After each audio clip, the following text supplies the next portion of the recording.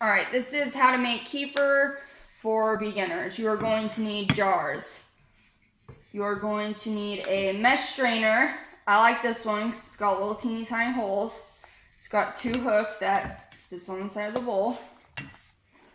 All right, then you need your grains. And the grains look like that. And then you need to figure out what sort of milk you are going to use. I use cow's milk, raw cow's milk, but you can use anything you want, even coconut or almond milk. And also keep in mind though that if you're lactose intolerant and you decide to use cow's milk, the grains eat the lactose. That's what turns it into kefir. And so it is no longer considered dairy. You store it in the fridge, and when you want to make your kefir, you pull it out, cover it. It takes 12 to 24 hours. Generally, people use 1 tablespoon of grains to 1 cup of milk. And it's best to get to know your grains by writing down what time you take it out of the fridge and how long it takes to ferment, because it will change. And depending on where you live, when the weather changes, like from winter to spring, it can take slower during the cold times and way quicker when it's hot. So just remember that. And if it does separate, which means you'll see it's not separated, but you'll have like milk with whey. The whey looks like a yellowish water. All right.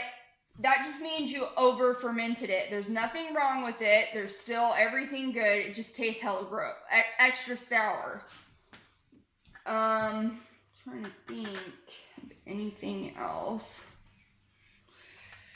Oh, in this jar, after about every 3 batches I make, I will rinse the jar out. And when I rinse it out, I just go to the sink and I'll take my fingers and wipe off all the stuff. I don't use any soap, anything like that.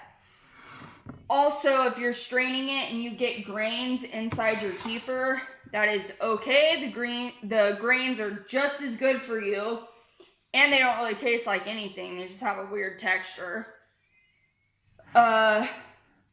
And if you do leave the grains in your kefir and you store it in the fridge, just remember that even when your kefir is in the fridge and there's grains in it, it's still fermenting. It's just happening very slowly, but it will still ferment.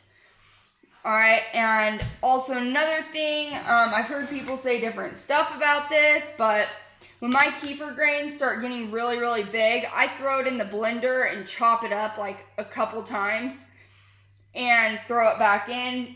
And that's how I've noticed my grains multiply a lot quicker. So I hope that's everything. I hope I'm not forgetting anything. And in the future, if anyone's interested, I can start making videos on how to make cheese, yogurt, how to second ferment, how to do a bunch of different stuff. But yeah, so that's how you make kefir. So good luck with yours.